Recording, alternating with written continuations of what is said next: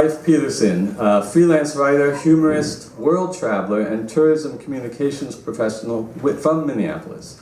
Leif was a silver medalist at the 2014 World Juggling Championships, loves chocolate, hates pickles, types with exactly 4 fingers, and can escape from a straitjacket. He has not vomited since 1993, making him a consummate travel journalist, an excellent party guest.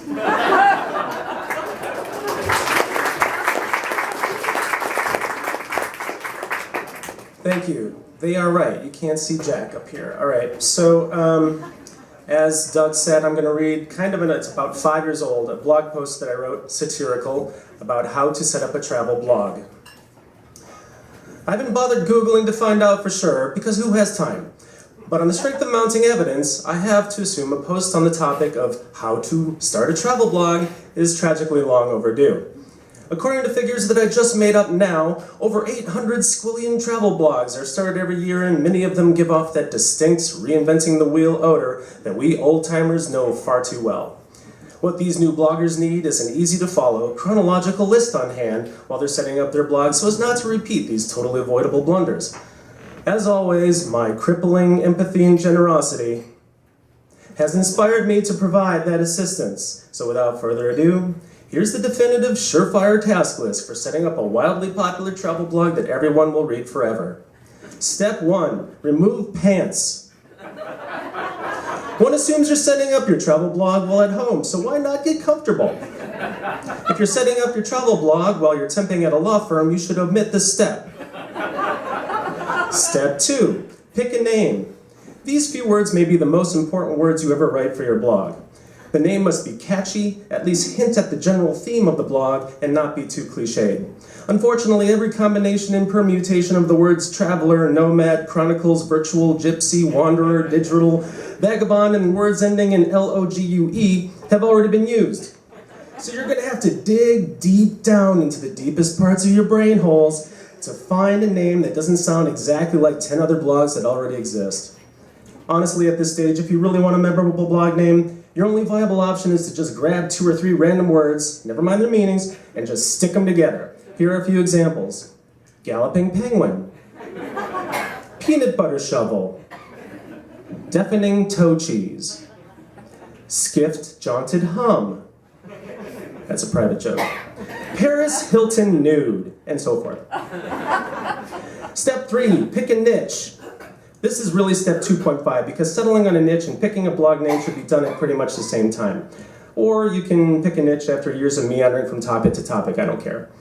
For example, I've selected the highly lucrative niche of writing about writing and travel with occasional tangents like lists and book reviews and minimalist lifestyles and politics and ranting about stuff that I have almost no control over, with some mandatory etiquette tips, videos, and shit thrown in there. Incidentally, I'm available for public speaking on this topic at your next corporate event. Call me. Step 4, go make a sandwich. You look peckish. Step 5, pick a design. There are a bajillion free blog designs out there, and 2 or 3 of them aren't too bad. But once you monetize your blog, next week, you can go out and pay someone to create a custom design, preferably one that prominently features a cartoon version of you wearing a backpack, walking down a winding road that disappears into the distance. No one has done this yet. You can be the first.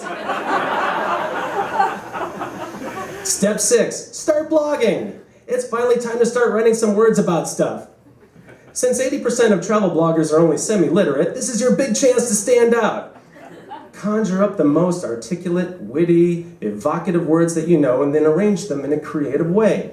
But don't go crazy. If you want to have double-digit visitor stats most days, you're going to need to crank out like 4 posts a week, which really means you only have enough time to be a little articulate and kind of witty and vaguely evocative.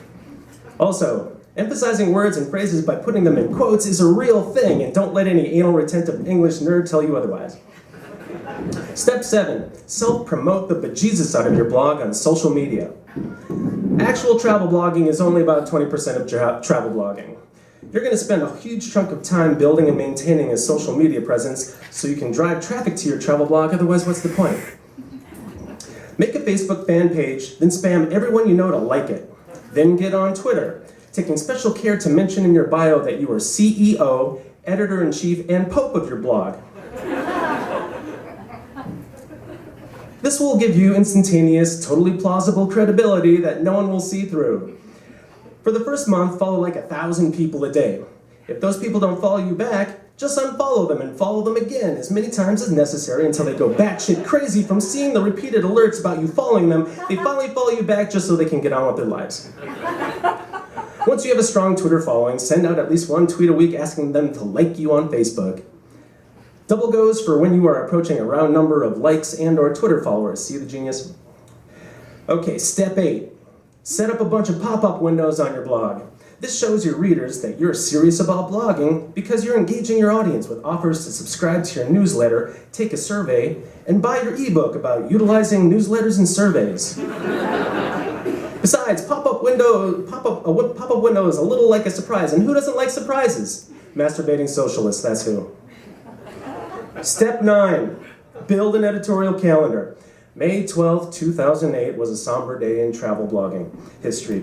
This was the day where the very last original blog post topic was hatched and written about. Except this one, but now I've written about it and too late, too bad.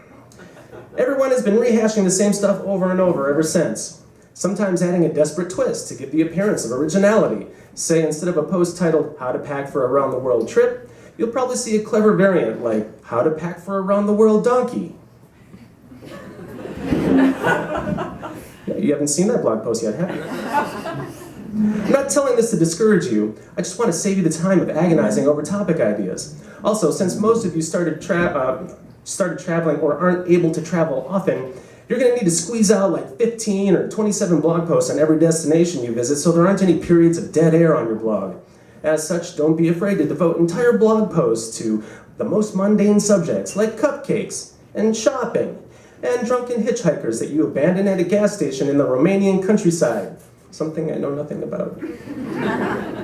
Step 10, get a book deal, the big kahuna. Most people spend months researching, crafting a book proposal with sample chapters, promotion, competition, and market analysis. But since you're a travel blogger, your story of leaving your job to travel the world is so gripping, you don't need to bother with any of that. Just send a general email blast to every agent you can find, regardless if they only work with sci-fi fantasy writers, and describe in about 5,000 words why you and your backstory are so special. In lieu of sample chapters, simply add, just read my blog. Agents love to do this. And that's it. If you follow these steps to the letter, you'll be hosting your own travel TV show in no time, adored by fans, drinking foie gras smoothies, and so distended with success and respect that you'll have to take 2 extra poops a day just to relieve the pressure. Now, if you excuse me, I have to go poop. Happy blogging.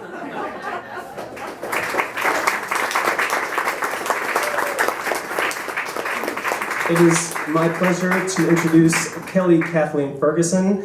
She is the author of My Life as Laura, How I Searched for Laura Ingalls Wilder and Found Myself. Her work has appeared in Mental Floss Magazine, Poets and Writers, the Gettysburg Review, McSweeney's Internet Tendency, and Brevity, among other publications. She has an MFA from the University of Montana and is in pursuit of a PhD in creative nonfiction at Ohio University. Please welcome Kelly Kathleen Ferguson.